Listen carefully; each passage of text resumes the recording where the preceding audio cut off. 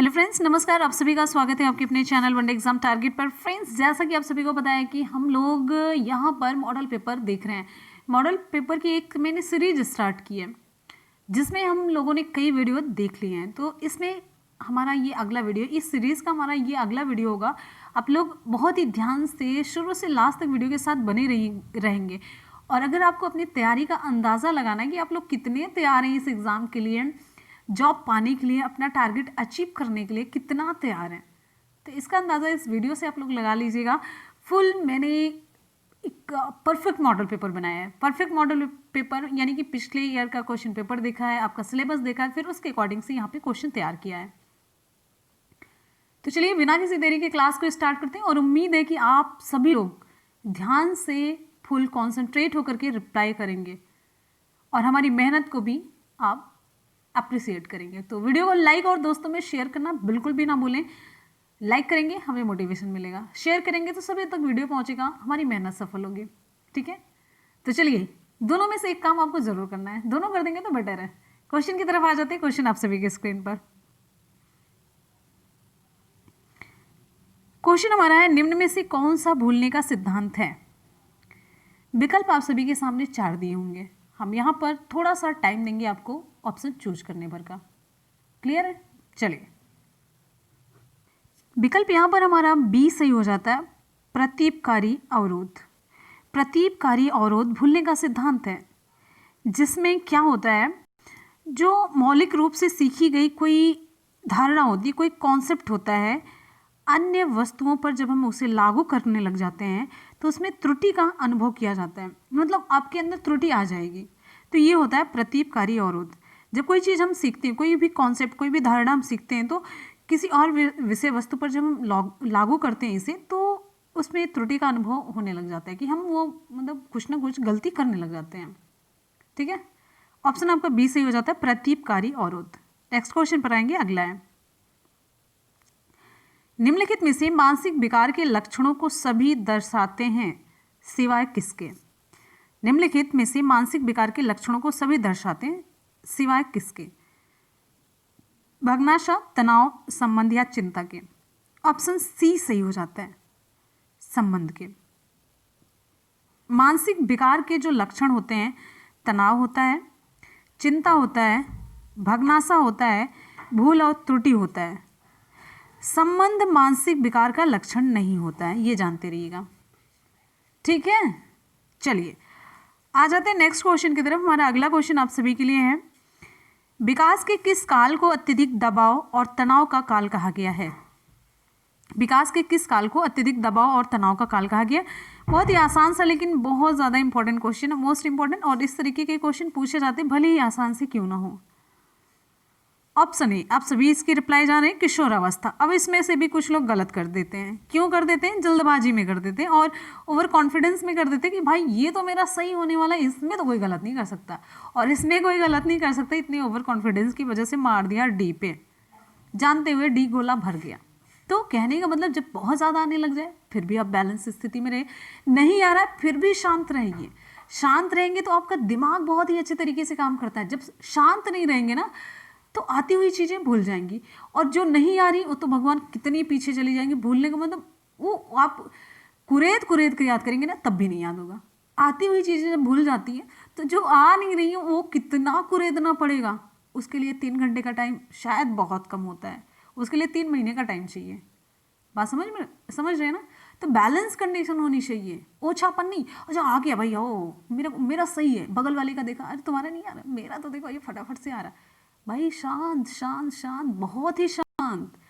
ये एग्ज़ाम बड़ी अच्छी मेरिट मांगता है, नौकरी बड़ी अच्छी मेरिट मांगती है। समझ में आ रही है बात? ठीक है, तो शांति से बैलेंस कंडीशन में देना है रिप्लाई। आ जाते हैं नेक्स्ट क्वेश्चन पर, और यहीं पर आपको बता देते हैं किशोरावस्था से जो ये संबंधित एक कथन है किसका है, स्टैनले हॉल का है। स्टैनले हॉल बोलते हैं किशोरावस्था संघर्ष, तनाव, तूफान और विरोध की अवस्था है, और उसी से ये क्वेश्चन पूछा गया है। नेक्स्ट क्वेश्चन पर आते हैं हम, अगला है, पैब्लाव ने सीखने की अनुबंध प्रतिक्रिया सिद्धांत का प्रतिपादन किस पर प्रयोग करके किया था। यानी कि पैब्लाव ने किस पर प्रयोग किया था, खरगोश पर, चूहे पर, कुत्ते पर या बिल्ली पर। ऑप्शन आपका कौन सा सही होगा। वेरी गुड, ऑप्शन सी सही हो जाता है। इन्होंने कुत्ते पर प्रयोग किया था। पेवलव ने सीखने की अनुबंध प्रक्रिया सिद्धांत का प्रयोग किस पर किया? कुत्ते पर किया था। इस सिद्धांत में उद्दीपक तथा अनुक्रिया के बीच एक साहचर्य संबंध स्थापित होना दिखाया गया था। कहने का मतलब अनुबंध एक ऐसी प्रक्रिया है जिसके द्वारा उद्दीपक और अनुक्रिया के बीच एक संबंध स्थापित किया जाता है। उद्दीपक किसे कहते हैं? जो बाह्य वातावरण से हमें कुछ मिलता है। अनुक्रिया जब हम जो हमें वातावरण से मिलता है उसी के अनुरूप, उसी के अकॉर्डिंग हम जब कोई प्रतिक्रिया करते हैं, कोई काम करते हैं, तो वो हो जाती है अनुक्रिया। जैसे हम बार बार एक एग्जाम्पल बताते हैं, मेरा हाथ है, किसी ने पिन चुभो दिया, तो ये पिन चुभोना क्या हो गया? उद्दीपक। हमने हाथ को हटा लिया, ये क्या हो गया? अनुक्रिया हो गया। बात समझ में आ रही है? यही है। अगले क्वेश्चन पर चलेंगे हम। नेक्स्ट हमारा क्वेश्चन आप सभी के लिए है, सीखने के वक्र। सीखने के वक्र किसके सूचक हैं? सीखने की प्रगति के सूचक हैं, सीखने की मौलिकता के सूचक हैं, या सीखने की गत्यात्मक स्वरूप के सूचक हैं, या सीखने की रचनात्मकता के सूचक हैं? ऑप्शन यहाँ पर हमारा कौन सा सही होगा? इंपॉर्टेंट क्वेश्चन, विकल्प सही हो जाता है ऑप्शन ए। ये सीखने की प्रगति के सूचक हैं, सीखने के वक्र। जो सीखने के वक्र हैं, सीखने की प्रगति के सूचक हैं। सीखना कभी एक समान नहीं होता है, आप सभी जान रहे हैं, एक समान नहीं होता है। कभी सीखने में बहुत ज़्यादा उन्नति होती है और कभी सीखना बंद, एकदम से मतलब मंद हो जाता है और सीखने में अवरोध उत्पन्न हो जाता है। तो मनोवैज्ञानिकों ने इसी आधार पर एक रेखा चित्र तैयार किया है। इसे ही हम सीखने का वक्र कहते हैं। सीखने का वक्र कभी बढ़ जाता है, कभी तेज हो जाता है, कभी डाउन हो जाता है। तो इसी आधार पर जिस तरीके से हम सीखते हैं, सीखने की गति के आधार पर एक रेखा चित्र मनोवैज्ञानिकों ने तैयार किया, उससे ही हम कहते हैं सीखने का वक्र कहते हैं। ठीक, अगला हमारा क्वेश्चन, अध्यापन के समय अध्यापक को निम्नलिखित में से किसका सर्वाधिक ध्यान रखना चाहिए? चारों विकल्प में से सबसे ज्यादा इंपॉर्टेंट क्या है? विषय वस्तु, विद्यार्थी की आयु, व्यक्तिगत भिन्नता, या विद्यार्थियों की पारिवारिक पृष्ठभूमि? वेरी गुड, ऑप्शन सी सही हो जाता है, व्यक्तिगत विभिन्नता, इंडिविजुअल डिफरेंसेस। एक टीचर है, अगर वो बच्चों को पढ़ा रहा है, सबसे इंपॉर्टेंट चीज़ होती है कि वो जाने कि सभी बच्चे अलग होते हैं। इंडिविजुअल डिफरेंसेस का कॉन्सेप्ट इसे पता हो, हर बच्चा अलग अलग बुद्धि स्तर का होता है, अलग समझ का होता है, तो उसे अलग तरीके से ट्रीट करना चाहिए। किस तरीके से, जब तक कि आप जानेंगे नहीं हर बच्चा अलग है और किस वे में अलग है, किस तरीके से अलग है, तब तक आप उसे अच्छी तरीके से शिक्षा नहीं दे सकते। तो एक अध्यापक के लिए सबसे ज़रूरी है कि वो ये जाने कि व्यक्तिगत विभिन्नता होती है। ठीक है, बच्चों में अलग अलग बुद्धि स्तर होती है, समझ का स्तर होता है, और इस जानकारी के आधार पर शिक्षक अपना अधिगम कार्य अच्छी तरीके से चला सकता है और अधिगम कार्य तभी सफल होगा। ठीक है, चलिए अगले क्वेश्चन पर आ जाते हैं। नेक्स्ट हमारा क्वेश्चन है, कर्ट लेविन के अनुसार समूह में जो परिवर्तन होते हैं उन्हें हम क्या कहते हैं? परस्परता कहते हैं, रचनात्मकता, गतिशीलता, या संगति कहते हैं? विकल्प यहाँ पर हमारा कौन सा सही होगा? वेरी गुड, ऑप्शन यहाँ पर हमारा सी सही हो जाता है, गतिशीलता कहते हैं। देखिए, अगर आपको विकल्प नहीं पता, कोई भी आपको पता ही नहीं कि ये क्वेश्चन क्या है, ऑप्शन क्या, कुछ मतलब कनेक्शन ही नहीं समझ में आ रहा, तो हमें क्या करना चाहिए? जो क्वेश्चन में पूछा जा रहा है, कुछ वर्ड हमारे लिए उसमें इंडिकेट करने वाले होते हैं उत्तर की तरफ। मतलब कुछ ऐसे वर्ड, जैसे परिवर्तन हो रहा है, परिवर्तन हो रहा है तो वहाँ पर कुछ ना कुछ मूवमेंट होगा, कुछ ना कुछ एक्टिविटी होगी। तो जब ऐसा कुछ होगा तो वहाँ पे गतिशीलता होगी। बात समझ में आ रही है? तो इस तरीके से जब भी आप दिमाग को स्थिर करेंगे, आप उत्तर की तरफ पहुंच जाएंगे, आराम से पहुंच जाएंगे। तो हमें वहां से कुछ ना कुछ, जब हमें कुछ नहीं पता हो तो क्वेश्चन से ही कुछ ना कुछ शब्द खोजने की कोशिश करें। एक बार पढ़ें, दो बार पढ़ें सेंटेंस को, फिर उसका मतलब आपको अर्थ समझ में आएगा। जब अर्थ समझ में आएगा, आप यकीन मानिए यही क्वेश्चन अगर आप एग्जाम हॉल में करते हैं तो आपका गलत हो जाता है, लेकिन घर पे करते हैं सही हो जाता है। ऐसा क्यों होता है? और ये 100% सभी के साथ ऐसा होता है, मेरे साथ भी होता है। वही क्वेश्चन हमें एग्जाम हॉल में नहीं समझ में आता, जैसे ही हम बाहर आते लगता अरे ये तो इसका उत्तर पक्का यही होगा, मेरे को तो पता था, कैसे गलती हो गई भाई। होता है कि नहीं आप लोगों के साथ? अगर होता होगा तो कमेंट सेक्शन में बताइएगा, नहीं होता होगा तो आंख मूंद के चले जाइए। तो विकल्प आपका यहाँ पर सी सही हो जाता है। चलिए आ जाते हैं हम अगले क्वेश्चन पर। नेक्स्ट हमारा क्वेश्चन है, मानसिक स्वास्थ्य और किस में घनिष्ठ संबंध है? अभिवृत्ति, स्वीकार्यता, बचने, या समायोजन में? ऑप्शन यहाँ पर हमारा सही हो जाता है डी, समायोजन। मानसिक स्वास्थ्य और समायोजन में घनिष्ठ संबंध होता है। आपका मानसिक स्वास्थ्य जैसा रहेगा आप वैसे ही पर्यावरण में समायोजन कर पाएंगे। अच्छा मानसिक स्वास्थ्य है तो आप अच्छे तरीके से समायोजित होंगे, अच्छा मानसिक स्वास्थ्य नहीं है तो अच्छे तरीके से नहीं समायोजित हो पाएंगे। बहुत ही क्लियर सी बात है। ठीक, चलिए अगले क्वेश्चन पर हम चलेंगे। नेक्स्ट हमारा क्वेश्चन आप सभी की स्क्रीन पर क्वेश्चन है, निम्न में कौन अधिगमकर्ता को अधिक स्वतंत्रता देता है? विकल्प यहाँ पर हमारा कौन सा सही होगा? ध्यान से आपको रिप्लाई करना है, जैसे कि हमेशा हम कहते हैं कि आपको 2 से 4 सेकंड का टाइम देंगे। वेरी गुड, ऑप्शन डी सही हो जाता है, सृजनशीलतावाद। आप लोग एक्सपर्ट हो चुके हैं। सृजनशीलतावाद। अच्छा, क्रिएटिविटी क्या है? सबसे पहले तो ये जानिए, सृजनशील व्यक्ति कौन होता है? जो कुछ अच्छा सीखता है, मतलब नए विचार, नई रचनाओं को, नए कॉन्सेप्ट को सीखता है, मौलिक चीज़ों को सीखता है, मौलिकता उसमें होती है, ओरिजिनलिटी, तो ये होता है सृजनशील व्यक्ति। तो सृजनशीलतावाद ही अधिगम करता है, यानी कि लर्नर जो सीख रहा है, सीखने वाला, इसको ये नए विचारों को या रचनाओं को पैदा करने, उन्हें खोजने का भरपूर अवसर ये प्रदान करता है। सृजनशीलतावाद में यही होता है। बात समझ में आई? चलिए विकल्प यहाँ पर हमारा डी सही हो जाता है, ऑप्शन डी। अगले क्वेश्चन पर आ जाते हैं। नेक्स्ट हमारा क्वेश्चन है, निम्नलिखित में से स्मरण करने की कौन सी विधि है? निम्नलिखित में से स्मरण करने की कौन सी विधि है? मिश्रित विधि, विचार साहचर्य विधि, ए और बी दोनों। ऑप्शन कौन सा सही होगा हमारा? वेरी गुड, ऑप्शन सी सही हो जाता है, ए और बी दोनों। मिश्रित विधि और विचार साहचर्य विधि दोनों स्मरण की मुख्य विधियां हैं। ये दोनों स्मरण की मुख्य विधियां हैं। अब यहां पर आपको हम अलग अलग दोनों बता देते हैं, तब आपका कॉन्सेप्ट अच्छे तरीके से क्लियर हो जाएगा। मिश्रित विधि में पहले पूरे पाठ को शुरू से अंत तक पढ़ा जाता है, फिर उसे खंडों में पहले पूरा हम पढ़ लेंगे, फिर उसे खंडों में बांटकर उनको याद किया जाता है, और अंत में पूरे पाठ को शुरू से अंत तक फिर पढ़ा जाता है। ये होता है मिश्रित विधि। मतलब पहले पूरा पढ़ना, फिर खंड में बांट करके, फिर उसके बाद से पूरा पढ़ लेना। ठीक है, पहले पूरा पढ़ लेना, फिर उसे खंडों में बांट कर याद करना, फिर उसके बाद से फिर अंत में पूरा पढ़ लेना। और विचार साहचर्य विधि क्या होता है? इस विधि में स्मरण की जाने वाली बातों का एक मतलब जो याद की जाने वाली बातें होती हैं और जो हमें पहले से पता होती हैं वो बातें, उसमें संबंध स्थापित किया जाता है। इस विधि में स्मरण की जाने वाली बातों का ज्ञात बातों से, जो हमारे नॉलेज में होती हैं, उससे संबंध स्थापित कर लिया जाता है। बात समझ में आ रही है? ऑप्शन यहाँ पर हमारा ए और बी दोनों सही हो जाता है। तो इस तरीके से परफेक्ट जो विकल्प होता है हम सी की तरफ चले चलते हैं। ठीक है, अगले क्वेश्चन पर आते हैं। उम्मीद है कि आपको पसंद आ रहा होगा ये वीडियो। पसंद आ रहा हो तो फटाफट से एक बार जल्दी से वीडियो को लाइक करेंगे, बिना किसी कंजूसी के। कंजूसी नहीं करना है भाई, फ्री ऑफ कॉस्ट लग रहा है तो आप लोग लाइक तो ज़रूर करते रहिए ना, थोड़ा सा मोटिवेशन मिलता है और दूसरे बच्चों को लगता है कि हाँ ये वीडियो रिलेवेंट है, तो वो भी देखने की कोशिश करते हैं और उन्हें मेरी मेहनत का फायदा हो जाता है। बस यही चीज़ होती है। चलिए अगले क्वेश्चन की तरफ आ जाते हैं। नेक्स्ट है, अब यहाँ पर हमारा मनोविज्ञान का क्वेश्चन, बाल विकास का क्वेश्चन कंप्लीट हो जाता है। अब आते हैं अगले क्वेश्चन की, अगले सब्जेक्ट की तरफ, जो है हिंदी। और यहाँ पर आपका प्रश्न स्टार्ट होता है। क्वेश्चन है, वर्तनी के अनुसार शुद्ध शब्द का चयन कीजिए। शुद्ध शब्द कौन सा है? अब यहाँ पर बोल नहीं सकते क्योंकि लगभग जो अशुद्ध भी होते हैं प्रोनाउंसिएशन में लगभग आ जाती है सेम। ऑप्शन यहाँ पर कौन सा सही होगा? और ये क्वेश्चन बहुत इंपॉर्टेंट होता है, ये पूछा जाता है। ऑप्शन बी पूजनीय है। वर्तनी के अनुसार जो शुद्ध शब्द है वो पूजनीय है, और ये सभी पूजनीय, ये सभी कहा जाता है कि जब हम लोग पढ़ते थे तो लिखा जाता है असंगत विकल्प है, यानी कि ये इसका कोई संबंध नहीं है, ये ऐसे ही हमको फंसाने के लिए दे दिए गए होते हैं। तो ध्यान से देख लीजिएगा, पूजनीय है।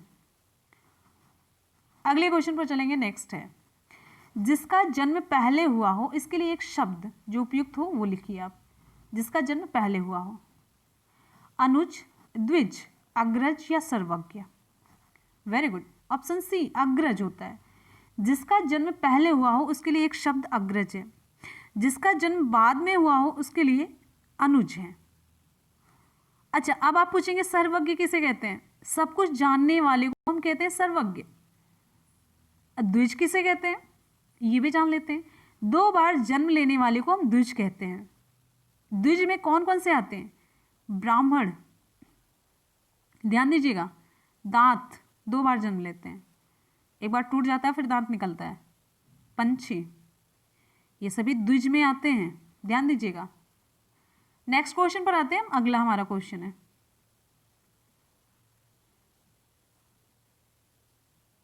अब अगला क्वेश्चन भी हमारा वर्तनी से ही रिलेटेड है। वर्तनी के अनुसार शब्द का शुद्ध रूप आपको चुनना है। चलिए, विकल्प यहाँ पर हमारा कौन सा सही होगा? ऑप्शन यहाँ पर हमारा डी सही हो जाता है। पुरस्कार है यहाँ पर। देखिए, बहुत सारे लोग यहाँ पर षष्ठी सा की तरफ चले जाते हैं, लेकिन नहीं, पुरस्कार में आधा सा रहता है, छोटा वाला आधा सा रहता है। आधा सा तो है, ये छोटा सा रहता है। अगले क्वेश्चन पर आते हैं। नेक्स्ट हमारा क्वेश्चन है सजावट शब्द का प्रत्यय आपको बताना है। सजावट शब्द में जो प्रत्यय लगा है ये बताना है। वेरी गुड, ऑप्शन यहाँ पर हमारा बी सही हो जाता है, आवट प्रत्यय। सजावट में कौन सा प्रत्यय है? आवट प्रत्यय लगा हुआ है। शब्द के पीछे जो अक्षर या अक्षर समूह लगते हैं उसे हम कहते हैं प्रत्यय। शब्द के पीछे जो अक्षर या अक्षर समूह लगते हैं उसे हम प्रत्यय कहते हैं। तो आवट क्या है? ये सजावट में लगा हुआ प्रत्यय है। वेरी गुड, अगले क्वेश्चन पर चलते हैं। अच्छा लग रहा है ना क्वेश्चन? एकदम से ऐसे ही क्वेश्चन आते हैं, ऐसे ही क्वेश्चन आते हैं, खूब प्रैक्टिस करते रहिए। लड़का पेड़ से गिरा, उपरोक्त वाक्य का कारक बताइए। हिंदी का तो आपको 100% नंबर गेन करना है। 20 नंबर का है तो 20 का 20 आपको पाना है, और आप पाएंगे जरूर। 20 में 20 पाते हैं, सभी पाते हैं। अगला क्वेश्चन है लड़का पेड़ से गिरा, कारक आपको बताना है। वेरी गुड, ऑप्शन यहाँ पर हमारा सी सही हो जाता है, अपादान कारक है। लड़का पेड़ से गिरा, इसमें अपादान कारक है। जब अलगाव की स्थिति होती है, अलगाव की स्थिति में क्या होता है? जब अलग हो रहा होता है, अलगाव हो रहा है ना, लड़का पेड़ से गिरा, पेड़ से गिर जाता है, पेड़ से ये अलग हो गया है, तो अलगाव की स्थिति में कौन सा कारक है? अपादान कारक है। अलगाव की स्थिति में कौन सा कारक है? अपादान कारक है। और कारक के पूरे 8 भेद होते हैं। कितने भेद होते हैं? 8 भेद होते हैं। चलिए आपको बता देते, कर्ता ने कर्म को, करण से संप्रदान के लिए, अपादान से अलगाव की स्थिति में, संबंध काके की रारेरी, अधिकरण में पर होता है, संबोधन हे रे अरे अजी, ये सभी होता है। 8 पूरे कारक हो गए और सभी की मैंने विभक्ति आपको बता दी है। अगले क्वेश्चन पर चलते हैं। नेक्स्ट है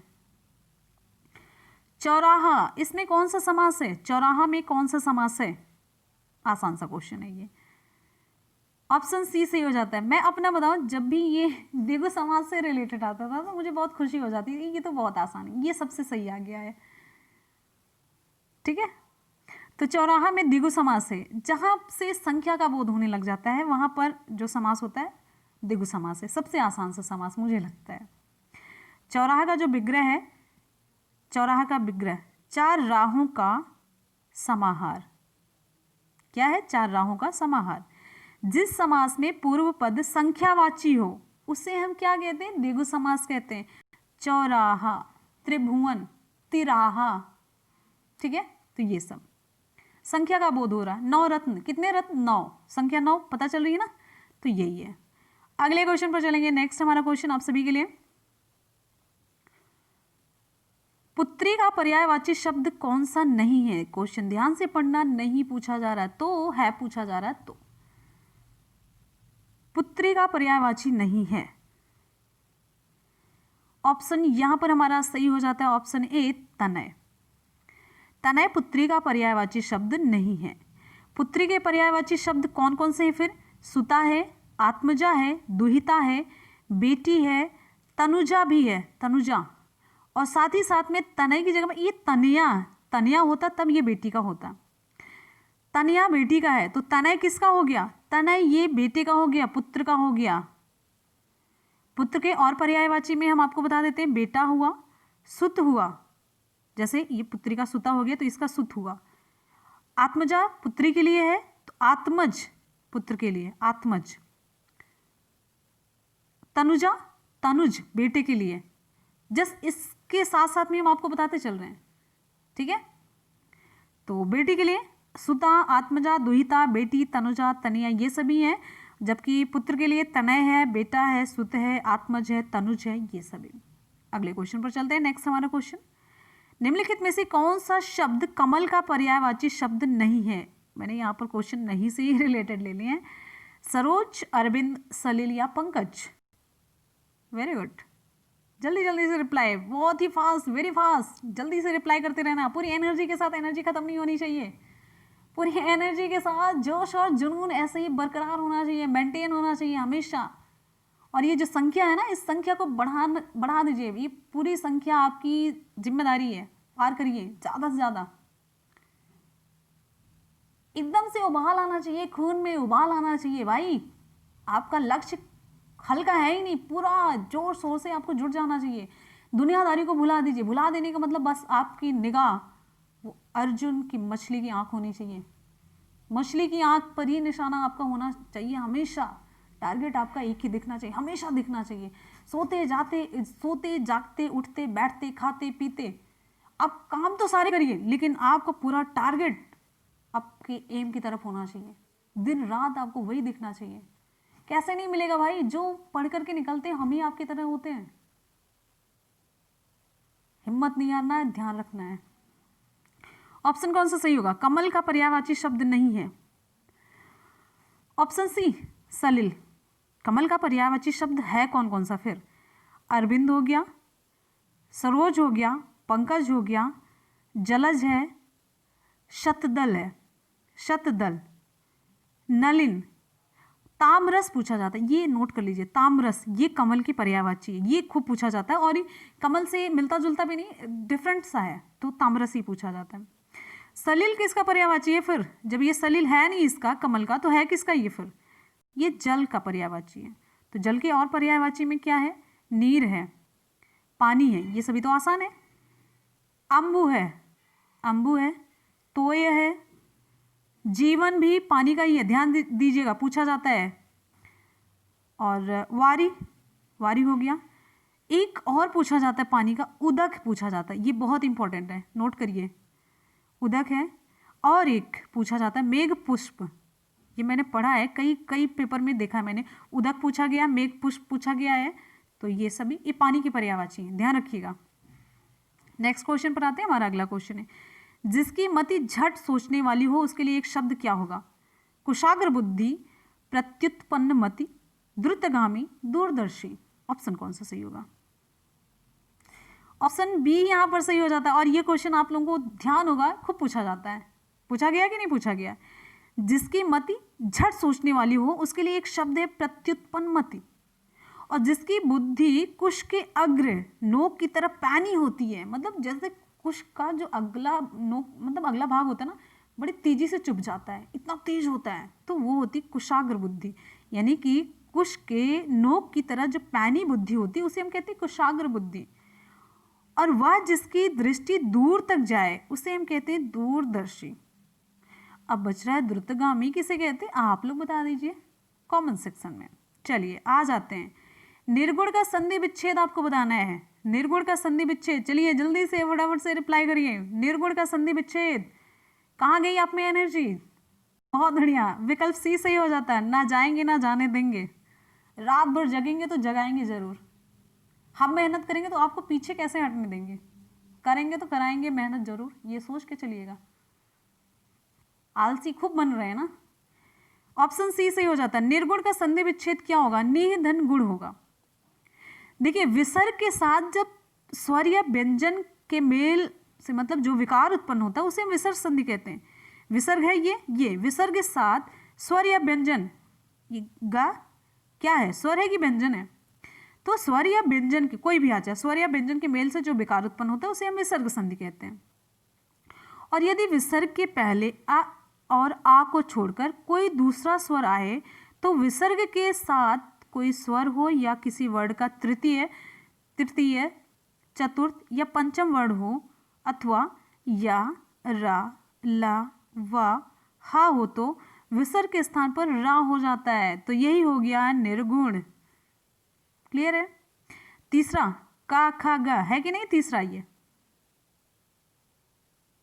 तीसरा वर्ड। अगले क्वेश्चन पर चलेंगे, नेक्स्ट है। तो फ्रेंड्स यहाँ पर हिंदी का पोर्शन भी कंप्लीट हो जाता है। अब यहाँ पर आ जाता है हमारा इंग्लिश का पोर्शन, और इंग्लिश के क्वेश्चन की तरफ हम आज चलते हैं। और यहाँ पर जब भी आपका सुपरटेड होगा ना, तो ये नहीं है कि आपका ये लेना है, सब लेना है, इंग्लिश भी आएगा। नेक्स्ट हमारा क्वेश्चन है, क्वेश्चन यहाँ पर इंग्लिश का स्टार्ट होता है। What does the following sentence mean? Pandit Jawaharlal Nehru loved to be up with the lark. इसका मतलब क्या है? ऑप्शन यहां पर हमारा सही हो जाता है Nehru ji woke up early. देखिए आपको यहां पर हम ये समझा देते हैं कि ये जो फ्रेज है, यहां पर फ्रेज एक यूज हुआ है अप विद द लार्क, ये फ्रेज है अप विद द लार्क। तो ये देखिए इसका मतलब होता है means getting up, getting up लिख देते हैं। इसका मतलब होता है गेटिंग अप अथवा wake up early in the morning. ये जो फ्रेज यूज हुआ है अप विद द लार्क, इसका मतलब होता है सुबह जल्दी उठना, जल्दी जाग जाना। लार्क एक चिड़िया है, लार्क एक चिड़िया है जो मतलब उसका सुबह उठने से रिलेशन है, ठीक है। तो ये है, तो option A would be correct. Clear है? यहाँ पर फ्रेज से मतलब है अप विद द लार्क, ये बार बार इस पर अब हम क्यों फोकस करें, इसी से रिलेटेड ये पूरे सेंटेंस का मतलब है। पंडित जवाहरलाल नेहरू सुबह उठना जल्दी मतलब पसंद करते थे, ये था। अगले क्वेश्चन पर आएंगे, नेक्स्ट है। नेक्स्ट हमारा क्वेश्चन है synonym of the word casual. इसका आपको सिनोनिम बताना है। कैजुअल का मतलब होता है एक तरीके से बहलाना, फुसलाना, मीठी मीठी बातों में ले लेना। ऑप्शन यहाँ पर हमारा ए सही हो जाता है, कॉक्स। इसका भी यही मतलब है, सेम। सिनोनिम का मतलब होता है सेम मीनिंग हो, पर्यायवाची, ठीक है। तो कैजुअल का मतलब होता है अर्ज या कॉक्स। अगले क्वेश्चन पर चलेंगे। मनाना, बहलाना, फुसलाना, मीठी मीठी बातों में ले लेना, दोनों का मतलब यही है।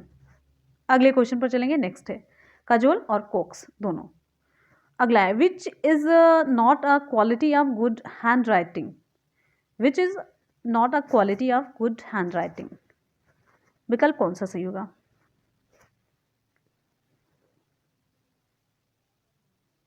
वेरी गुड, ऑप्शन यहाँ पर डी सही हो जाता है, absence of uniformity in the size of letters.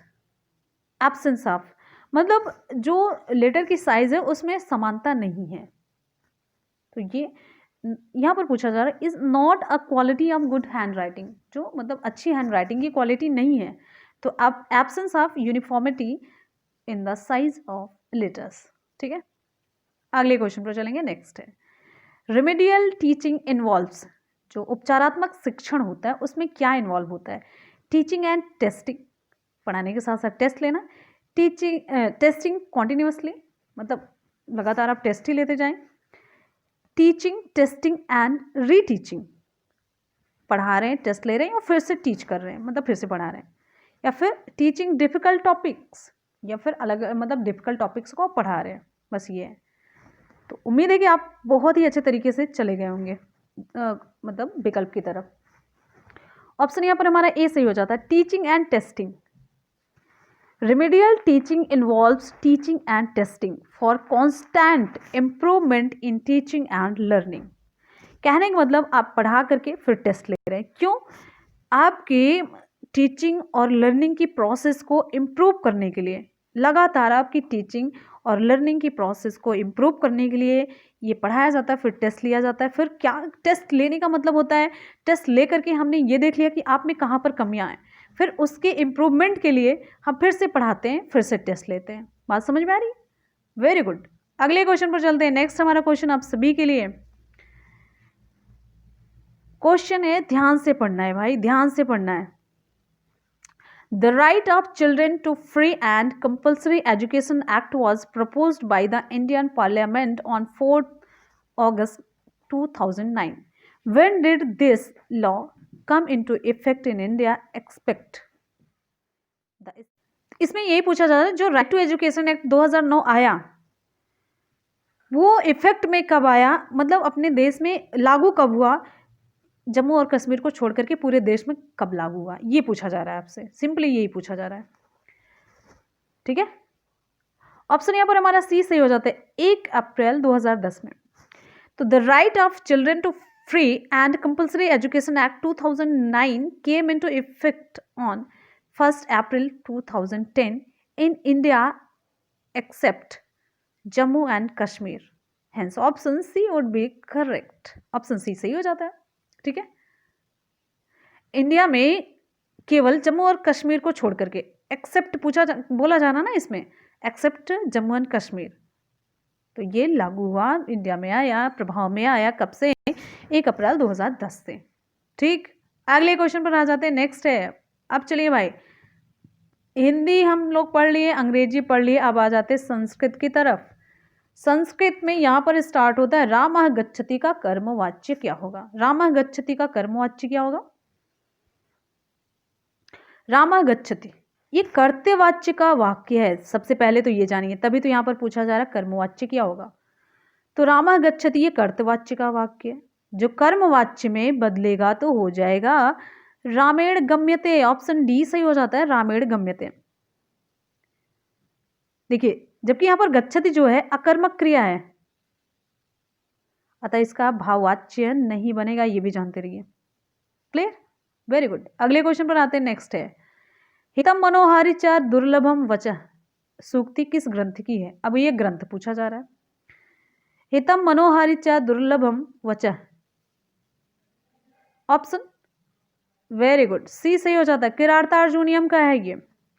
किरातार्जुनीयम महाकाव्य के प्रथम सर्ग में, ये किरातार्जुनीयम महाकाव्य है। अच्छा, ये किरातार्जुनीयम किसके द्वारा लिखा गया है? मैंने आपको बताया है, कल ही बताया था किसके द्वारा ये लिखा गया है, ये आप बताइए कमेंट सेक्शन में। तो ये किरातार्जुनीयम महाकाव्य के प्रथम सर्ग का ये सूक्ति है, प्रथम सर्ग की ये सूक्ति है। ठीक है, चलिए। हितम मनोहारी च दुर्लभम वचः, यानी कि हितकारी और मनोहर वाणी दुर्लभ होती है, ये इसका मतलब हुआ। नेक्स्ट क्वेश्चन पर आते हैं। अगला क्वेश्चन आप सभी के लिए है। क्वेश्चन अव्यय शब्द है। अव्यय शब्द कौन सा है? सर्वदा, नदी, अहम या सह? ऑप्शन ए सर्वदा अव्यय शब्द है। जो शब्द सभी लिंग, वचन व विभक्ति में एक समान प्रयुक्त होता है वह अव्यय होता है। यहां पर नदी, अहम और सह शब्दों का रूप चलता है, जबकि सर्वदा शब्द, जो सर्वदा शब्द है, सदैव इसी प्रकार प्रयुक्त होता है। कहने का मतलब ये अव्यय है। नदी का, अहम का, सह का ये रूप चलता रहता है, लेकिन जो सर्वदा है हमेशा सदैव इसी प्रकार ये प्रयुक्त होता है। क्लियर है? चलते हैं अगले क्वेश्चन पर। नेक्स्ट हमारा क्वेश्चन है अर्थ गौरव के लिए प्रसिद्ध है। अर्थ गौरव के लिए प्रसिद्धि है भारवी, कालिदास, वाणभट्ट या दंडी? Option A Bharvi. ठीक है, देखिए, जो आपको बताते हैं भारवी अपने अर्थ गौरव के लिए जाने जाते हैं, अर्थ गौरव के लिए प्रसिद्ध हैं भारवी। भारवी अर्थ गौरव के लिए, ध्यान से देखिएगा। और कालिदास ये उपमा के लिए प्रसिद्ध है। और यहाँ पर दंडी, दंडी किस लिए प्रसिद्ध है? पद लालित्य के लिए, पद लालित्य के लिए ये प्रसिद्ध है। भारवी अर्थ गौरव के लिए, कालिदास उपमा के लिए, और पद लालित्य के लिए दंडी प्रसिद्ध है। अगले क्वेश्चन पर चलेंगे। नेक्स्ट है उपमेय और उपमान में अभेद प्रदर्शित किया जाता है किस में, किस अलंकार में? उपमा अलंकार, रूपक अलंकार, उत्प्रेक्षा या अनुप्रास अलंकार? विकल्प यहाँ पर हमारा कौन सा सही होगा? ऑप्शन यहाँ पर हमारा सही हो जाता है option, very good, option B सही हो जाता है, रूपक अलंकार में। देखिए, आपको मैंने यहाँ पर कई बार बताया भी होगा, रूपक अलंकार में ऑप्शन आपका बी सही हो जाता है। देखिए, उपमा अलंकार से हम बात शुरू करते हैं। उपमा अलंकार में उपमेय और उपमान की साधारण धर्म के आधार पर आप कहेंगे तुलना की जाती है। ठीक है, जबकि उपमेय और उपमान का जो भेद रहित आरोप होता है वो रूपक अलंकार होता है। क्लियर है? उपमेय में उपमान की जब संभावना प्रकट होती है उत्प्रेक्षा अलंकार होता है। अनुप्रास अलंकार में क्या होता है? वर्णों की आवृत्ति होती है, वर्णों की आवृत्ति बार बार होती है, सा सा सा, मतलब कुछ भी आ गया तो बार बार होता रहता है। बात समझ में आ गई? चलिए नेक्स्ट क्वेश्चन पर चलते हैं। हमारा अगला क्वेश्चन है महान व्याकरणाचार्य पाणिनि ने संस्कृत की वर्णमाला को बांटा है कितने खंडों में? संस्कृत की वर्णमाला को कितने खंडों में बांटा है? ऑप्शन हमारा कौन सा सही होगा? वेरी गुड, ऑप्शन सी सही हो जाता है, 14 खंडों में बांटा है। आचार्य पाणिनि ने संस्कृत वर्णमाला को 14 माहेश्वर सूत्रों में विभाजित किया। 14 माहेश्वर सूत्र हैं, 14 माहेश्वर सूत्रों में बांटा है इन्होंने। ठीक है, अगले क्वेश्चन पर चलेंगे। नेक्स्ट है वाक्यम रसात्मकम काव्यम, ये कथन किसका है? वाक्यम रसात्मकम काव्यम, ये कथन किसका है? आचार्य मम्मट, आनंद वर्धनाचार्य, आचार्य विश्वनाथ या कवि कालिदास का? वेरी गुड, ऑप्शन सी सही हो जाता है, आचार्य विश्वनाथ का। आचार्य विश्वनाथ अपने ग्रंथ साहित्य दर्पण में कौन सा इनका ग्रंथ होता है? साहित्य दर्पण। साहित्य दर्पण में काव्य की परिभाषा देते हुए ये बताते हैं कि वाक्यम रसात्मकम काव्यम, अर्थात रसात्मक वाक्य ही काव्य है। क्या है? रसात्मक वाक्य ही काव्य है। क्लियर है? Very good. अगले क्वेश्चन पर आ जाते हैं। नेक्स्ट है, एक बार सभी स्टूडेंट अगर वीडियो पसंद आ रहा हो तो वीडियो को फटाफट से लाइक करेंगे, दोस्तों में शेयर करना बिल्कुल भी ना भूलें। आपके लाइक और शेयर से मुझे सब कुछ, मतलब एक मोटिवेशन भी मिलता है, सभी लोगों तक पहुंच जाता है, तो सब कुछ इसी पर डिपेंड करता है कि आप लोग लाइक और शेयर करते रहिए। क्वेश्चन, पंडित जगन्नाथ ने काव्य की परिभाषा दी है। क्या परिभाषा दी है? ऑप्शन यहां पर हमारा सही हो जाता है ऑप्शन बी, रमणीय अर्थ प्रतिपादक शब्द काव्यम। ठीक है, चलिए अगले क्वेश्चन पर चलते हैं। नेक्स्ट है, काव्य की परिभाषा विभिन्न आचार्यों ने भिन्न भिन्न दी है। जैसे अभी आपने देखा वाक्यम रसात्मकम काव्यम, ये आचार्य विश्वनाथ की थी। ठीक है, जबकि शब्दार्थों सहितो काव्यम, ये आचार्य भामा की है। ये पूछा गया शब्दार्थो सहितो काव्यम, ये आचार्य भामा की है। और यहाँ पर ये रमणीय अर्थ प्रतिपादक शब्द काव्यम किसकी है? पंडित जगन्नाथ की है। और ननु शब्दार्थो काव्यम, ये आचार्य रुद्रट की है। तो इस तरीके से अलग अलग है परिभाषाएं, जो मुझे याद था मैंने आपको बता दिया। दूत वाक्यम कृति है किसकी? दूत वाक्यम किसकी कृति है? भास, भवभूति, भारवी या कालिदास की। ऑप्शन यहाँ पर हमारा ए सही हो जाता है, भास की है। दूत वाक्य भास द्वारा रचित एक नाटक है। ये कौन सी विधा है? ये नाटक है। दूत वाक्यम ये नाटक है। भास ने कुल कितने नाटक रचे ये भी पूछा गया, तो भास के द्वारा कुल 13 नाटक रचे गए हैं। और यहीं पर आपको बता दें, स्वप्नव वासव दत्ता, स्वप्नव एक मिनट, स्वप्नवास, यहां पर नहीं लिखा रहा है, यहां पर लिखिए स्वप्नवासव दत्ता, ये हो गया।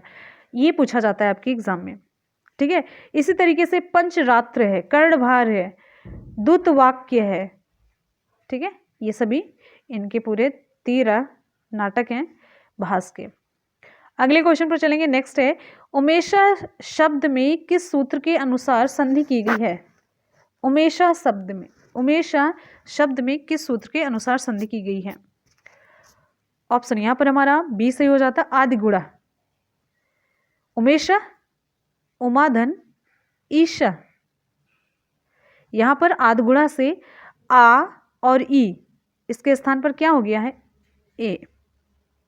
ठीक है, आ धन ई, क्या हो गया? ए हो गया।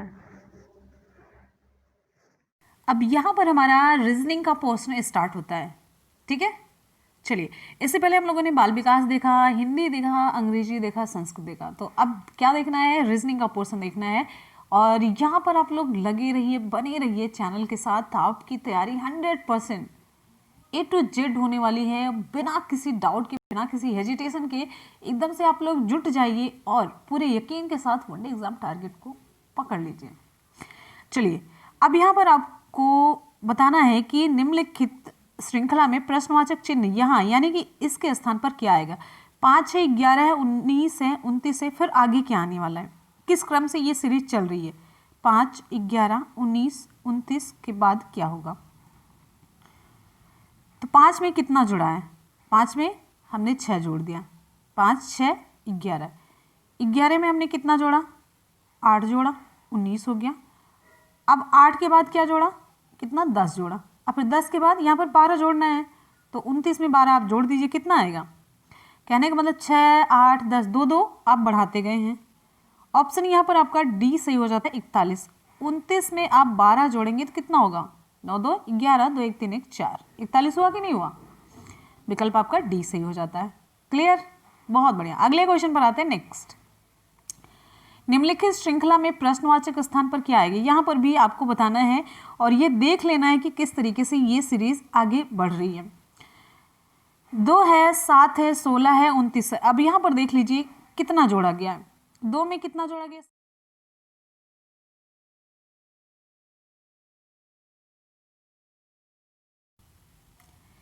2, 7, 16, 29 है। अब यहाँ पर आपको बताना है 7 कैसे आया? 2 में आपने कितना जोड़ा? 5 जोड़ दिया, साथ में आपने कितना जोड़ा, 9 जोड़ दिया, 16 में आपने कितना जोड़ा, 13 जोड़ दिया।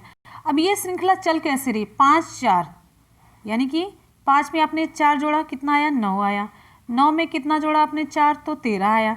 अब 13 में आप कितना जोड़ेंगे, 4 ही जोड़ेंगे तो 17 आएगा। तो कहने का मतलब अब 29 में आपको 17 जोड़ देना है। तो 29 और 17 जोड़ेंगे तो क्या होगा, 9 7 16, 2 1 3 1 4, 46। ऑप्शन आपका सी सही हो जाता है। करेक्ट, बात समझ में आ गई, बहुत बढ़िया। अगले क्वेश्चन पर आते हैं। नेक्स्ट है, एक निश्चित कोड भाषा में स्मार्ट को QOYTR के रूप में लिखा गया। उस कोड भाषा में प्राइम को कैसे लिखा जाएगा, ध्यान दीजिएगा। स्मार्ट SMART, स्मार्ट को लिख दिया गया है QOYTR। तो अब यहाँ पर हमें ये देख लेना कि किस तरीके से यहाँ पर लॉजिक लगाया गया है। S के बाद ये Q कैसे आया है, 2 अक्षर हम पीछे जाते हैं, QRST, तो -2, 2 अक्षर पहले का ये है, ठीक है।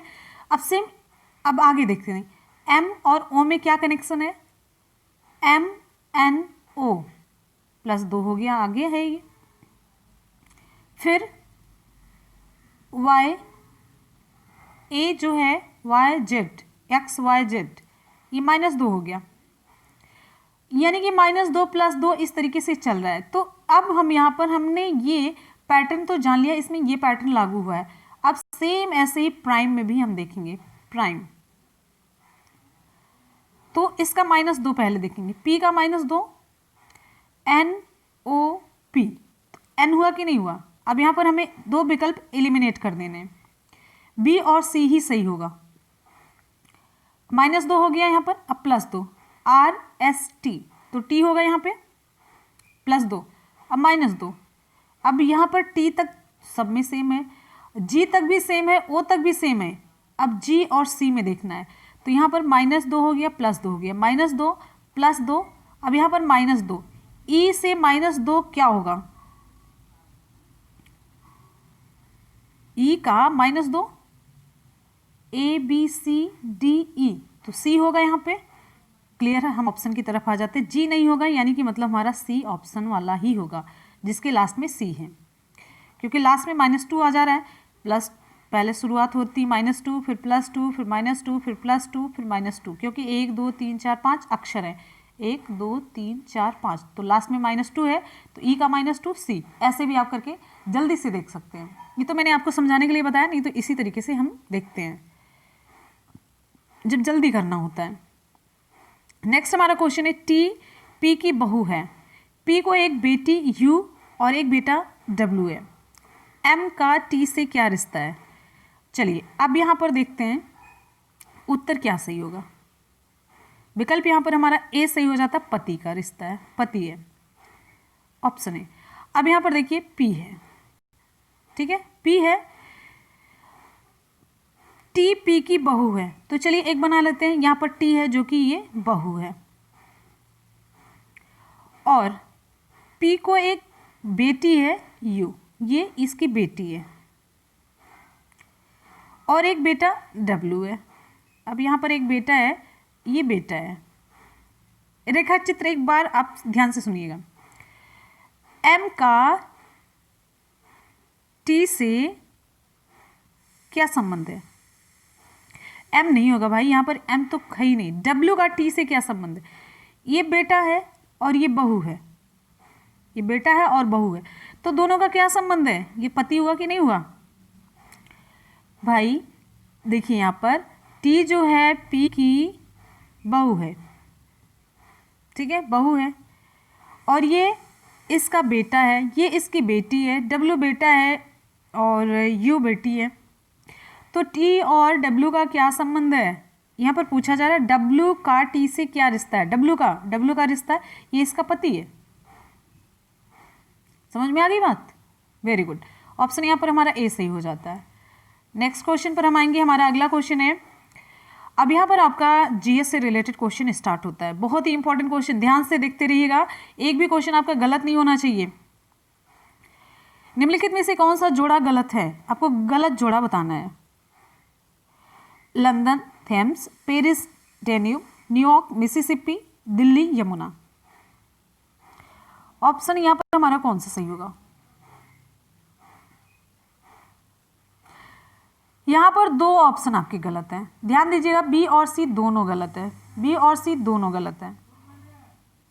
ठीक है, देखिए यहां पे जोड़ा गलत पूछा जा रहा ना। लंदन ये है कि कौन सा शहर किस नदी के किनारे है, तो लंदन थेम्स नदी के किनारे है, ये सही है। दिल्ली जो है यमुना नदी के किनारे, ये भी सही है। तो ये जो पेरिस जो डेन्यूब लिखा गया, फिर यहाँ पर सही क्या है? पेरिस सीन नदी के किनारे स्थित, नोट कर लीजिए। न्यूयॉर्क ये हडसन नदी के किनारे, हडसन नदी के किनारे है। क्लियर हो गया? ये जितना मैंने बता दिया, एक एक क्वेश्चन आपका यहाँ से बन जाता है। चलिए आ जाते हैं नेक्स्ट क्वेश्चन की तरफ। हमारा अगला क्वेश्चन है, वायु की गति सामान्यतया जिस यंत्र से मापते हैं उसे हम क्या कहते हैं? वायु की गति जिस यंत्र से मापी जाती है उसे हम क्या कहते हैं?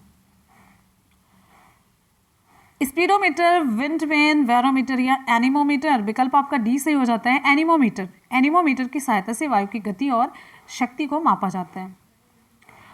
बैरोमीटर से क्या मापते हैं? वायु दाब। अब भाई यहाँ पर ये भी देख लेते हैं, स्पीडोमीटर से क्या मापते हैं?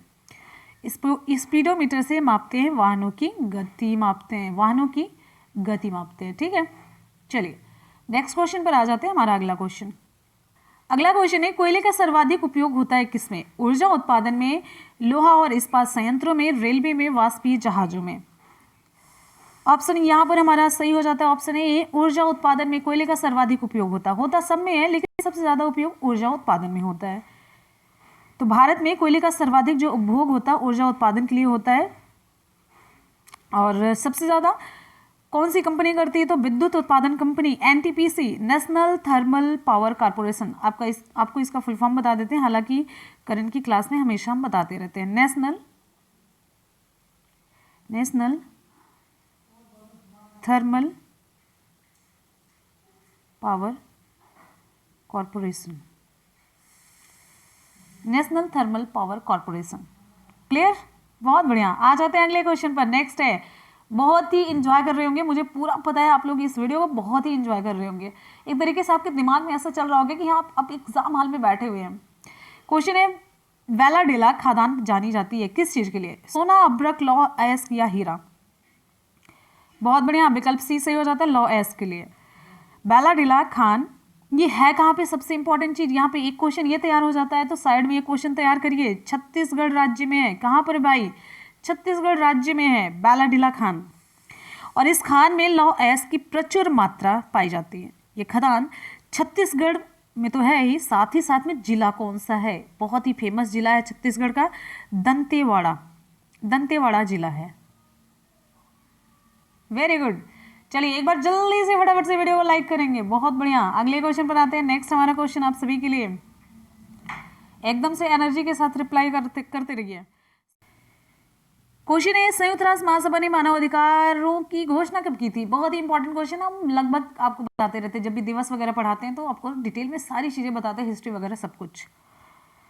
ऑप्शन यहाँ पर हमारा बी सही हो जाता है, 10 दिसंबर 1948 को। संयुक्त राष्ट्र महासभा संयुक्त राष्ट्र संघ का एक विशेष आप कह सकते हैं कि पार्ट है, और इस सभा द्वारा 10 दिसंबर 1948 को मानव अधिकारों की घोषणा की गई। और इस अधिकार पत्र में उद्देशिका के साथ साथ 30 अनुच्छेद भी हैं। क्वेश्चन पूछा गया। अगले क्वेश्चन पर चलेंगे, लेकिन सबसे ज्यादा इंपॉर्टेंट ये होता है कि मानव अधिकारों की घोषणा कब की गई और ये मानवाधिकार दिवस मनाया कब जाता है, तो आप जान ही रहे होंगे 10 दिसंबर। अगला हमारा क्वेश्चन है, किन राज्यों में 1559 में सर्वप्रथम पंचायती राज को लागू किया गया था? और ये क्वेश्चन आपके लिए मोस्ट इंपॉर्टेंट बनता है। आप कहते हैं ना पंचायती राज वाला टॉपिक कवर कराया जाए, तो पंचायती राज से रिलेटेड जो टॉपिक, मतलब पंचायती राज में जो कुछ भी इंपॉर्टेंट है वो कुछ गिन चुन करके क्वेश्चन है, पूरा टॉपिक नहीं इंपॉर्टेंट है, इसलिए हम उसमें क्वेश्चन आपका करवा देते हैं, टॉपिक नहीं कवर करवाते हैं। कहने का मतलब 5-6 नहीं 10-12 क्वेश्चन ऐसे हैं जो वही पूछे जाते हैं, कन्फर्म है 100%। तो उसमें से एक क्वेश्चन इंपॉर्टेंट ये है, ऑप्शन हमारा ए सही हो जाता है, राजस्थान और आंध्र प्रदेश। भारत में पंचायती राज की स्थापना किस समिति की सिफारिश पर की गई थी और कब की गई थी? सबसे इंपॉर्टेंट क्वेश्चन ये बन जाता है। चलिए कुछ क्वेश्चन तो आपको हम बताएंगे जरूर। तो सबसे इंपॉर्टेंट चीज है, पहली बात, भारत में पंचायती राज की स्थापना बलवंत राय मेहता की सिफारिश पर कब की गई? 2 अक्टूबर 1959 को की गई थी। कहां पर की गई थी? सबसे पहले राजस्थान के नागौर में की गई थी। बहुत इंपॉर्टेंट पॉइंट आपको बता रहे हैं, नोट करिएगा, हल्के में बिल्कुल भी ना लीजिए। फिर 20 अक्टूबर 1959 को आंध्र प्रदेश में पंचायती राज व्यवस्था लागू की गई और अन्य राज्यों में ये व्यवस्था स्थापित की गई। असम हुआ, कर्नाटक व तमिलनाडु में 1960 में, महाराष्ट्र 1962 में, गुजरात 1963 में और पश्चिम बंगाल 1964 में। तो यहाँ पर हमारा ऑप्शन सही हो जाता है, राजस्थान और आंध्र प्रदेश। क्लियर हो गया? आपको डिटेल में मैंने बताया और फिर आपको समझ में आ गया होगा। तो भारत में जो पंचायती राज की स्थापना हुई थी बलवंत राय मेहता समिति की सिफारिश पर 2 अक्टूबर 1959 को सबसे पहले राजस्थान के नागौर जिले में हुई। फिर उसी के साथ यहाँ पर देखिए 20 अक्टूबर, 2 के बाद 20 अक्टूबर और दोनों में 1959 ही था, तो 1959 इसमें भी, 1959 इसमें भी। इसके बाद 20 अक्टूबर को हुआ आंध्र प्रदेश में। तो कहने का मतलब राजस्थान और आंध्र प्रदेश दोनों ऑप्शन, मतलब दोनों राज्य पहले ऑप्शन में आ जाते हैं, तो ये सही हो जाता है। पॉइंट आप लोगों ने पकड़ लिया, उम्मीद है कि समझ में आ गया होगा। अगले क्वेश्चन पर आते हैं। नेक्स्ट है 73वां भारतीय संविधान संशोधन संबंधित है किससे? इंपॉर्टेंट, बहुत ज्यादा important question, most very good. Option D से हो जाता है, पंचायती राज प्रणाली से। तो पंचायती राज से रिलेटेड ये क्वेश्चन भी इंपॉर्टेंट पूछा जाता है। हो सकता है आपका 10-12 यही ना कंप्लीट हो जाए। तो 73वां संविधान संशोधन 1992-93, इसके अंतर्गत क्या हुआ था? कौन सी अनुसूची जोड़ी गई? ये इंपॉर्टेंट क्वेश्चन बन जाता है। तो सारे इंपॉर्टेंट आपके हम यहाँ पर 12-13 वाले कवर करवा रहे हैं। तो 73वां जो संविधान संशोधन हुआ था, इसके अंतर्गत संविधान में 11वीं अनुसूची जोड़ी गई थी। कौन सी? 11वीं अनुसूची जोड़ी गई थी, इंपॉर्टेंट है। इसमें पंचायती राज संबंधी प्रावधानों को सम्मिलित किया गया था और इस संशोधन के द्वारा संविधान में भाग 9 जोड़ा गया। कौन सा भाग? 9 जोड़ा गया और इसमें अनुच्छेद 243 का से 343 अड़ा तक है। ये है पूरा। आ जाते हैं हम नेक्स्ट क्वेश्चन की तरफ। अगला हमारा क्वेश्चन है, अस्पृश्यता की समाप्ति का संबंध है किस अनुच्छेद से? ये बड़ा इंपॉर्टेंट क्वेश्चन, जबकि ये आप शुरू में ही देखते होंगे, जैसे संविधान स्टार्ट होता है तो सारे अनुच्छेद के बारे में आप डिटेल में पढ़ते हैं। ऑप्शन बी इंपॉर्टेंट क्वेश्चन, ये मार्क करिएगा, इंपॉर्टेंट। वैसे भी सारे क्वेश्चन हमने सेलेक्टेड ही लिए हैं, ऑप्शन बी सही हो जाता है। और सारे क्वेश्चन ये सभी पूछे गए हैं डिफरेंट एग्जाम में। कहाँ से क्वेश्चन आएगा? जो डिफरेंट एग्जाम में इंपॉर्टेंट पूछे गए हैं वहीं से तो पूछा जाएगा ना। ऑप्शन आपका बी सही हो जाता है, अनुच्छेद 17 से। ऑप्शन आपका यहाँ पर बी सही हो जाता है, अनुच्छेद 17 से। तो भारतीय संविधान के भाग 3 के मूल अधिकारों में अनुच्छेद 17 के द्वारा अस्पृश्यता की समाप्ति की घोषणा की गई। अस्पृश्यता की समाप्ति समानता के अधिकार के अंतर्गत आता है। प्रेजेंट टाइम में अस्पृश्यता एक दंडनीय अपराध है और होना भी चाहिए। ये सब फालतू में दिमाग की उपज है। अगले क्वेश्चन पर चलते हैं। नेक्स्ट है, बैठे बिठाए कुछ नहीं करना, तो फालतू सा सोचना है। किस युग को भारतीय इतिहास में क्लासिकल युग कहा जाता है? बहुत ही बढ़िया सा क्वेश्चन है। क्लासिकल युग जल्दी से बताइए। और ये बहुत इंपॉर्टेंट क्वेश्चन है। क्लासिकल युग अलग अलग तरीके से पूछा जाता है। मौर्य युग, कुषाण युग, गुप्त युग या सातवाहन युग। विकल्प यहाँ पर हमारा सही हो जाता है, गुप्त युग। गुप्त काल में कला और साहित्य में जो प्रगति हुई थी बहुत ही बढ़िया हुई थी। तो गुप्त काल में कला और साहित्य में प्रगति के आधार पर इस काल को प्राचीन भारत का स्वर्ण युग भी कहा जाता है। तो प्राचीन भारत का स्वर्ण युग, क्लासिकल युग, भूलना नहीं है। अगले क्वेश्चन पर आ जाते हैं। नेक्स्ट है, निम्न में से कौन सी रचना हर्ष द्वारा रचित नहीं है? कौन सी रचना है जो हर्ष के द्वारा रचित नहीं है? रत्नावली, नागानंद, हर्षचरित या प्रियदर्शिका। ऑप्शन सी, हर्षचरित नहीं लिखे हैं, ठीक है। तो हर्ष नाम से पता चला, अच्छा हर्षचरित इन्होंने ही लिखा होगा। उनके द्वारा 3 नाटकों की रचना की गई थी। हर्ष तो आप ये जानिए तलवार वगैरह चलाने में बहुत ही एक्सपर्ट थे, तो उनकी लेखनी में भी वो दिखता है कि उनकी जो दक्षता है। तो उनके द्वारा 3 नाटकों की रचना की गई थी, जिनका आप देखते हैं ये रत्नावली हो गई, नागानंद हो गया, प्रियदर्शिका हो गई। और आपको बता दें हर्षचरित ये लिखा तो गया है, ये है, लेकिन किसके द्वारा? हर्षचरित इनके दरबारी कवि थे, यानी कि हर्ष के दरबारी कवि थे जिनका नाम था बाणभट्ट, इनके द्वारा हर्षचरित की रचना की गई थी। कहने का मतलब ये रचना इनकी नहीं है, कि हर्ष की रचना रत्नावली, नागानंद, प्रियदर्शिका है, और लेकिन हर्षचरित इनके दरबारी कवि बाणभट्ट के द्वारा लिखी गई है। आते हैं नेक्स्ट क्वेश्चन की तरफ। हमारा अगला क्वेश्चन है, चीनी यात्री हेनसोंग ने नालंदा आगमन पर वहां के किस विद्वान आचार्य ने उसका स्वागत किया था? चीनी यात्री हेनसोंग के नालंदा आगमन पर वहां के किस विद्वान आचार्य ने उनका स्वागत किया था? अतिश, दीपंकर, श्रीज्ञान, रक्षित या शीलभद्र? ऑप्शन डी सही हो जाता है यहाँ पर, शीलभद्र। तो नालंदा विश्वविद्यालय में जब चीनी यात्री हेनसोंग पहुंचा तो वहाँ के आचार्य और बिहार के अध्यक्ष थे आचार्य शीलभद्र ने उसका स्वागत किया था। और ये एक अंतर्राष्ट्रीय विश्वविद्यालय था जहाँ पर बहुत से विदेशी छात्र भी विद्या ग्रहण करने के लिए, विद्या अध्ययन के लिए आया करते थे। अगले क्वेश्चन पर आएंगे, अकबरनामा किस भाषा में लिखा गया? सबसे पहले तो ये बताना अकबरनामा लिखा किसने? पहला इंपॉर्टेंट क्वेश्चन, किसने लिखा और किस भाषा में लिखा? फिर दूसरा इंपॉर्टेंट क्वेश्चन। बहुत बढ़िया। विकल्प यहाँ पर पहली बात तो ये हो जाता है कि ये फारसी भाषा में लिखा गया अकबरनामा, और इसकी रचना किसने की? इसकी रचना की है अबुल फजल ने, अबुल फजल ने। तो अबुल फजल के द्वारा अकबरनामा की रचना की गई है, और किस भाषा में? फारसी भाषा में। और यह पुस्तक 3 भागों में विभाजित है, और सबसे इंपॉर्टेंट चीज जो इसका आखिरी भाग है आईने अकबरी है, आईने अकबरी पूछा जाता है।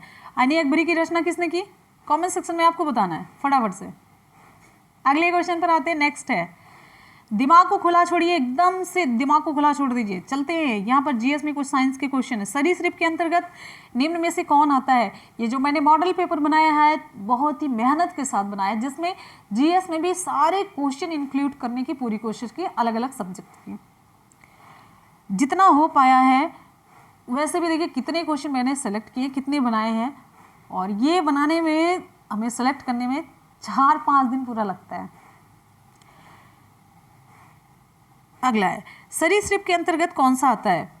सरीसृप जो रेंग करके चलते हैं, कछुआ, amoeba, fern, whale. Option A सही हो जाता है। व्हेल तो स्तनधारी के अंतर्गत आता है, ध्यान दीजिएगा, स्तनधारी। व्हेल मछली स्तनधारी होती है। फर्न ये वो है, उसमें फर्न टेरिडोफाइट में आता है, पौधा है ये। और अमीबा ये जीव है, प्रोटोजोआ में आता है,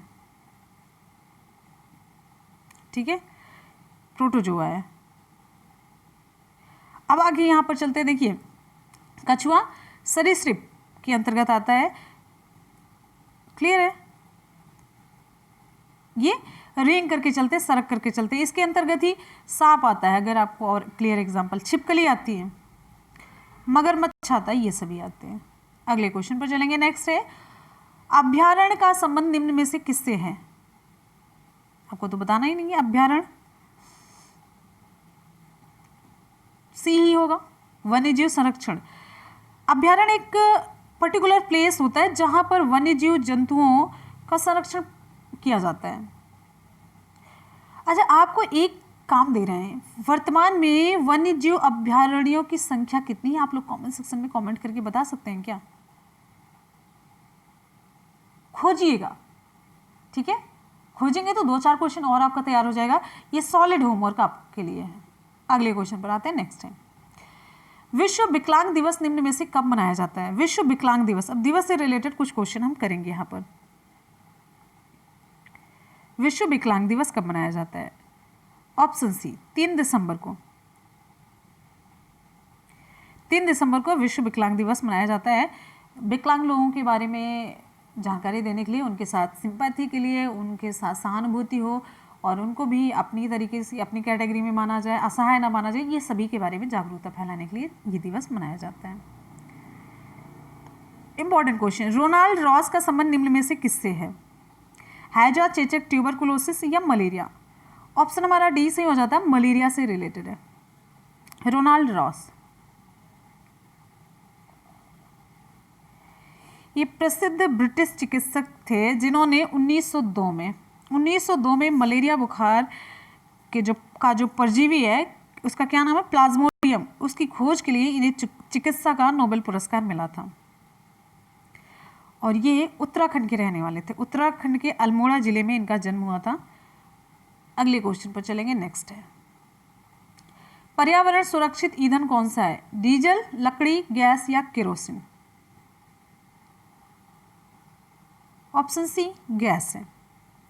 डीजल, लकड़ी और केरोसिन ये सभी जलने के बाद कार्बन डाइऑक्साइड और हानिकारक गैसों का उत्सर्जन करते हैं, जिससे पर्यावरण को नुकसान पहुंचता है, ग्लोबल वार्मिंग होती है, लेकिन गैस से नहीं होती। एक पर्यावरण सुरक्षित ईंधन ये माना जाता है। अब यहाँ पर आपका जीएस का पोर्शन कंप्लीट हो जाता है। जीएस का पोर्शन कंप्लीट हो जाता है। अब हम चलते हैं यहाँ पर शिक्षण कौशल की तरफ, ठीक है। अब यहाँ पर आपका अगला पोर्शन स्टार्ट होता है जिसका नाम है शिक्षण कौशल। शिक्षण कौशल बहुत ही डिमांड किया हुआ ये पोर्शन आप लोगों तक पहुंचा रहे हैं। आप लोग हमेशा बहुत ही रिक्वेस्ट करते हैं कि शिक्षण कौशल भी खत्म किया जाए, शिक्षण कौशल से रिलेटेड क्वेश्चन भी लाया जाए। तो आप सभी का वेट यहाँ पर कंप्लीट हो जाता है और आप सभी की डिमांड पर ये पोर्शन मैंने ऐड किया हुआ है। तो देखेंगे बहुत ही आसान सा क्वेश्चन, बहुत ही बढ़िया सा क्वेश्चन आपको यहाँ पर देखने को मिलेगा, ठीक है। चलिए यहाँ पर क्वेश्चन देख लेते हैं। आजकल शिक्षक और विद्यार्थी दोनों को कंप्यूटर पर काम करना आवश्यक है। इनको कंप्यूटर की अच्छी जानकारी आवश्यक नहीं है, कंप्यूटर साक्षर हो सकते हैं, इनको कंप्यूटर के बारे में कुछ भी जानकारी नहीं होनी चाहिए। ऑप्शन सी से हो जाता। आजकल शिक्षक और शिक्षार्थी दोनों कंप्यूटर साक्षर हो सकते हैं, क्योंकि कंप्यूटर शिक्षण अधिगम को सरल और सुगम बनाने में सहायक होता है। यह शिक्षक और छात्रों दोनों के लिए तथ्यों और सूचना प्राप्त करने में और छात्रों को अभ्यास के अवसर प्रदान करने में सहायक होता है। इसीलिए शिक्षक और विद्यार्थी दोनों को कंप्यूटर की सामान्य जानकारी आवश्यक है। Option C. नेक्स्ट, किसी पठन सामग्री को एक दौर में पढ़ना पढ़ाई के रूप में जाना जाता है। किसी पठन सामग्री को एक दौर में पढ़ना, फिल इन द ब्लैंक यहाँ पर है, फिर इसमें आपको भरना है बटित, सामूहिक, अंतरालित या इनमें से कोई नहीं, पढ़ाई के रूप में जाना जाता है। ऑप्शन बी सामूहिक। किसी पठन सामग्री को एक दौर में पढ़ना सामूहिक पढ़ाई के रूप में जाना जाता है। सामूहिक पढ़ाई, ये क्वेश्चन आपका पूछा जाता है, सामूहिक पढ़ाई जो विधि है इसका प्रयोग किन कक्षाओं के लिए किया जाता है? तो आपका उत्तर होगा निचली कक्षाओं के लिए इसका प्रयोग किया जाता है, ठीक है। निचली कक्षाओं के लिए इसका प्रयोग किया जाता है। अगले क्वेश्चन पर हम आएंगे। नेक्स्ट हमारा क्वेश्चन आप सभी के लिए है, सहकारी इको कोऑपरेटिव पढ़ाई में बड़े और अधिक प्रवीण विद्यार्थी छोटे और कम कुशल विद्यार्थियों की मदद करते हैं। ये इसे आगे लाता है किसको? उच्च नैतिक विकास को, दो समूहों और स्वाभिमान को, उच्च सफलता और स्वाभिमान, तीव्र प्रतियोगिता। ऑप्शन यहाँ पर हमारा सी सही हो जाता है। बहुत ही अलग यूनिक क्वेश्चन आपको देखने को मिल रहे हैं। तो सहकारी पढ़ाई में बड़े और अधिक प्रवीण विद्यार्थियों द्वारा छोटे और कम कुशल विद्यार्थियों को मदद करना उच्च सफलता और स्वाभिमान को आगे लाने में सहायक होता है। सहकारिता की जो भावना होती है, कोऑपरेशन की जो भावना होती है, यह स्वाभिमान बढ़ाने में सहायक होती है और इससे सफलता का उच्च स्तर निर्धारित होता है। सफलता का उच्च स्तर निर्धारित होने के साथ साथ यह स्वाभिमान को भी आगे लाने में सहायक होता है। ध्यान दीजिएगा जब सहकारी पढ़ाई की बात होती है, कोऑपरेटिव पढ़ाई की जब बात होती है। नेक्स्ट क्वेश्चन पर हम चलेंगे। हमारा अगला क्वेश्चन है, विद्यार्थियों को स्कूल में खेल क्यों खेलना चाहिए? चलिए जल्दी से ऑप्शन चूज करिए। दैहिक रूप से मजबूत बनाता है, बिल्कुल सही बात है। शिक्षकों का काम उससे आसान हो जाता है, बिल्कुल गलत है। व्यय में सहायक होता है, बिल्कुल गलत। यह सहकारिता का विकास करता है और दैहिक संतुलन रखता है। तो तीनों में से आपका बेटर ऑप्शन डी हो जाता है। स्कूल में खेल खेलने से विद्यार्थियों के बीच सहकारिता का विकास होता है और यह दैहिक संतुलन रखने में भी सहायक होता है। खेल व्यक्ति में मानसिक और शारीरिक तंदुरुस्ती लाता है और साथ ही साथ खेल के दौरान जो प्रतिस्पर्धात्मक सहकारिता होती है उसमें भी वृद्धि होती है। आप एक साथ खेल खेल करके एक कंपटीशन क्रिएट होता है कि नहीं। अगले क्वेश्चन पर चलेंगे। नेक्स्ट हमारा क्वेश्चन है मनोरंजक अध्ययन को क्या करना चाहिए। मनोरंजन नहीं, मनोरंजक अध्ययन को क्या करना चाहिए। जैसे विकल्प के अकॉर्डिंग बढ़ावा नहीं देना चाहिए क्योंकि इसमें बहुत समय लगता है। केवल पुस्तकालय में अनुमत होना चाहिए, केवल घर पर किया जाना चाहिए, मददगार है और ये भाषाई पाठ्यक्रम का अविभाज्य भाग होना चाहिए। बिल्कुल डी, आंख मूंद करके डी लगाइए। मनोरंजक अध्ययन शिक्षण में मददगार है और यह भाषाई पाठ्यक्रम का अविभाज्य भाग होना चाहिए। आपको बता दें जो मनोरंजक अध्ययन है शिक्षण की मनोवैज्ञानिक सिद्धांत के आधार पर भी इसकी मतलब बात की गई है। मनोवैज्ञानिक सिद्धांत है ये। अगर आप दिमाग से खुश रहेंगे, बच्चा प्रसन्नचित्त रहेगा तो चीजों को ज्यादा ही अच्छे तरीके से वो ग्रास्प करेगा, ग्रहण करेगा, खेल खेल में सीख जाएगा। इंटरेस्ट के साथ बताया जाता है कि ऐसा कुछ आप शुरुआत करिए पढ़ाने से पहले कि बच्चों का इंटरेस्ट बढ़े, उसका मनोवैज्ञानिक कारण है। अगला क्वेश्चन है बाल केंद्रित शिक्षा के आधार पर न्यायोचित ठहराई जा सकती है क्या। बाल केंद्रित शिक्षा फिल इन द ब्लैंक तब है के आधार पर। वेरी गुड, ऑप्शन यहां पर सी सही हो जाता है। बालकों में व्यक्तिक अंतर होता है, इंडिविजुअल डिफरेंसेस। बालक केंद्रित शिक्षा बालकों में व्यक्तिक अंतर है, इसके आधार पर न्यायोचित ठहराई जा सकती है। बाल केंद्रित शिक्षा आप तभी देंगे जब ये जानेंगे कि कौन सा बच्चा किस तरीके से भिन्न है। इंडिविजुअल डिफरेंसेस की जानकारी आपको होनी चाहिए। बाल केंद्रित शिक्षा में ऐसे शिक्षण वातावरण का निर्माण किया जाता है जिसमें प्रत्येक बच्चे अपनी योग्यता, अपनी क्षमता और आवश्यकता के अनुसार अधिगम कर सकते हैं। क्लियर हो गया पॉइंट, बहुत बढ़िया। अगले क्वेश्चन पर आते हैं नेक्स्ट। तो फ्रेंड्स यहाँ पर आज आपका क्वेश्चन कंप्लीट हो जाता है और ये पूरा मॉडल पेपर आप लोगों ने क्या क्या कवर किया। सबसे पहले बाल विकास कवर किया, दूसरा आपने हिंदी कवर किया, तीसरा आपने इंग्लिश कवर किया, चौथा आपने संस्कृत कवर किया, पांचवा आपने रीजनिंग कवर किया, छठा आपने जीएस कवर किया, सातवां आपने शिक्षण कौशल कवर किया। तो इस तरीके से पूरे 7 यहाँ पर सब्जेक्ट हमने कवर किए। तो सातों सब्जेक्ट आपको कैसे लगे, हमेशा की तरह अपना फीडबैक ईमानदारी के साथ जरूर दीजिएगा। और अगर आपको मेरी मेहनत पसंद आ रही तो मुझे मोटिवेट करना बिल्कुल भी ना भूलिएगा। तो इसी के साथ ही चलिए हम सभी क्वेश्चन का सुपरफास्ट रिवीजन करेंगे। लास्ट में सबसे इंपॉर्टेंट पार्ट होता है हमारे वीडियो का। क्वेश्चन है निम्नलिखित में से कौन सा भूलने का सिद्धांत है। ऑप्शन बी प्रतिपकारी अवरोध। निम्नलिखित में से मानसिक विकार के लक्षणों को सभी दर्शाते हैं सिवाय। ऑप्शन सी संबंध के। विकास के किस काल को अत्यधिक दबाव और तनाव का काल कहा गया। ऑप्शन यहां पर हमारा ए सही हो जाता है, किशोरावस्था। पैब्लाव ने सीखने के अनुबंध प्रतिक्रिया सिद्धांत का प्रतिपादन किस पर प्रयोग करके किया था। ऑप्शन सी कुत्ते पर। सीखने के वक्र किसके सूचक है। ऑप्शन यहां पर ए हमारा सही हो जाता है, सीखने की प्रगति के सूचक है। अध्यापन के समय अध्यापक को निम्नलिखित में से किसका सर्वाधिक ध्यान रखना चाहिए। ऑप्शन सी व्यक्तिगत भिन्नता का। कर्ट लेविन के अनुसार समूह में जो परिवर्तन होते हैं उन्हें हम कहते हैं। ऑप्शन सी गतिशीलता कहते हैं। मानसिक स्वास्थ्य और समायोजन। ऑप्शन डी में घनिष्ठ संबंध होता है। घमासान बोलने वाले थे। अगला क्वेश्चन है निम्नलिखित में से कौन अधिगमकर्ता को अधिक स्वतंत्रता देता है। Option D सृजनशीलतावाद। क्वेश्चन अगला है निम्नलिखित में से स्मरण करने की कौन सी विधि है। ऑप्शन सी मिश्रित विधि और विचार साहचर्य विधि दोनों। ऑप्शन सी सही हो जाता है, ए और बी दोनों। हिंदी के पोर्शन पर आते हैं। वर्तनी के अनुसार शुद्ध शब्द का चयन करिए आप। ऑप्शन बी सही हो जाता है, पूजनीय शुद्ध है। जिसका जन्म पहले हुआ हो इसके लिए एक शब्द जो उपयुक्त हो आपको बताना है, तो ऑप्शन सी सही हो जाता है, अग्रज कहते हैं। अगला क्वेश्चन है वर्तनी के अनुसार शुद्ध शब्द का शुद्ध रूप चुनिए।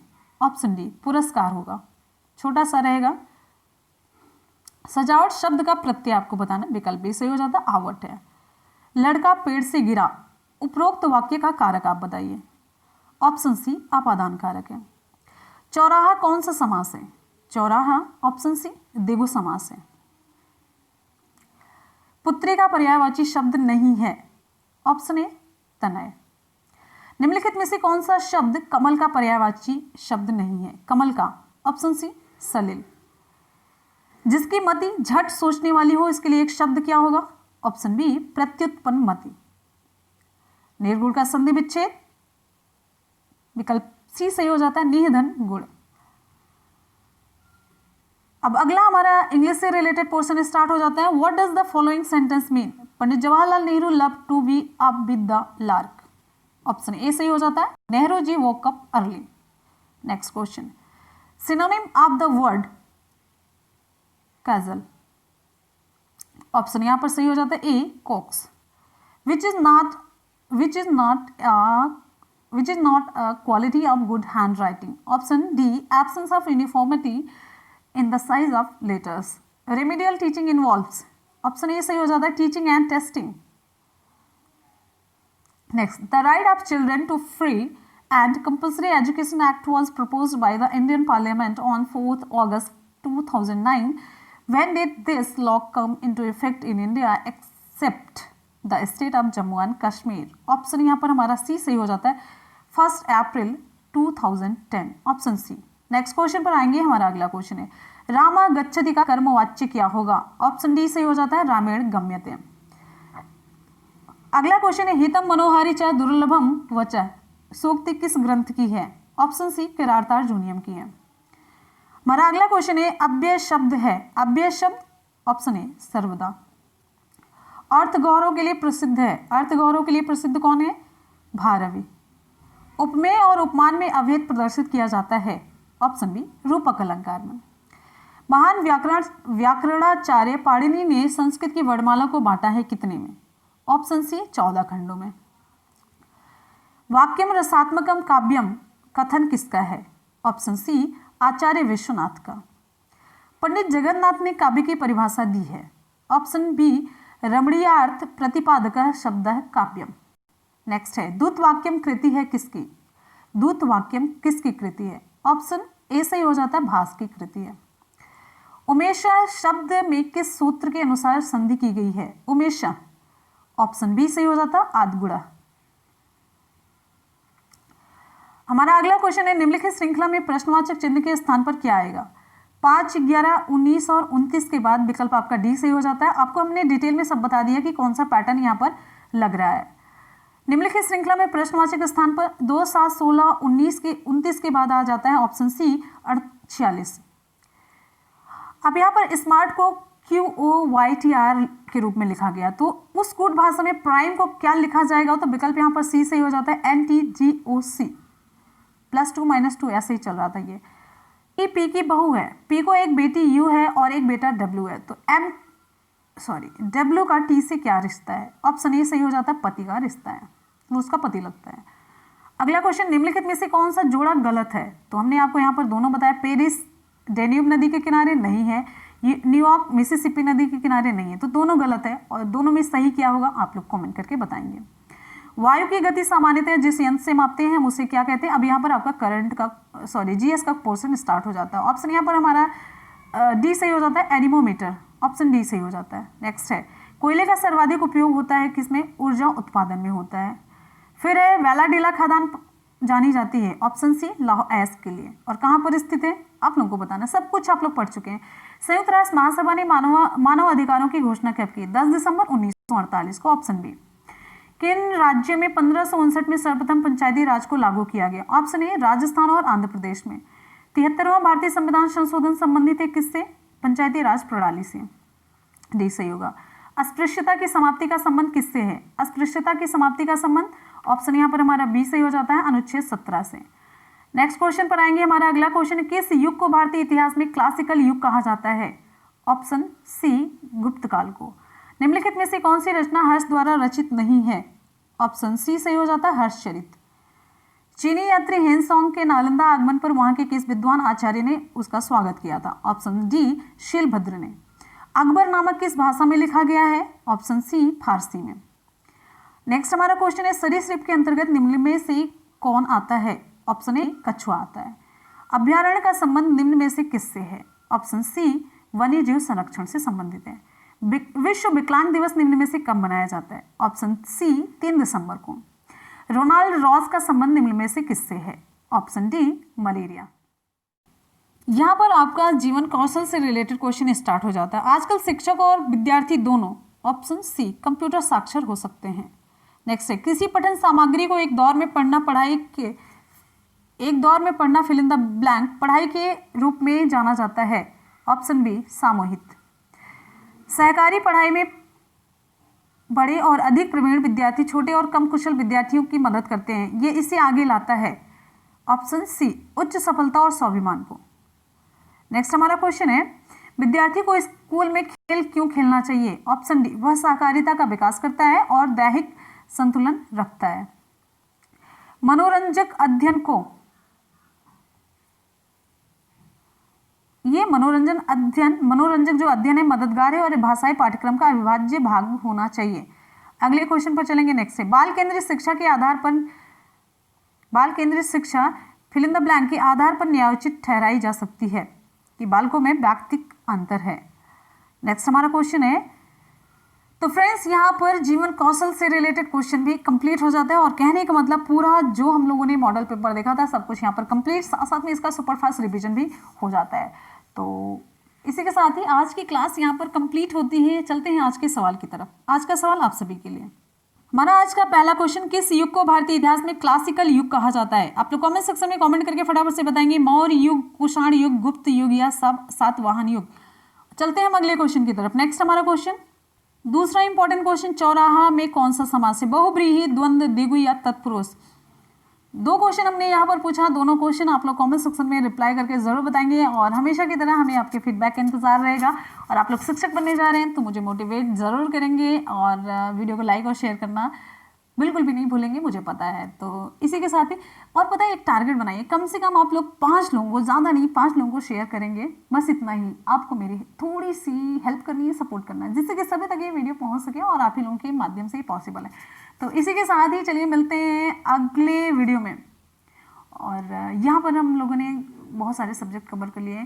देखिए कैसा था, बाल विकास था, हिंदी था, अंग्रेजी है, संस्कृत है और आपका यहाँ पर रीजनिंग हो जाता है, जीएस हो जाता है और जीवन कौशल, इससे रिलेटेड सारे क्वेश्चन हम लोगों ने देख लिए। तो चलिए मिलते हैं फिर इसी के साथ ही नेक्स्ट वीडियो में। तब तक good bye and take care. Thank you so much, love you all, bye.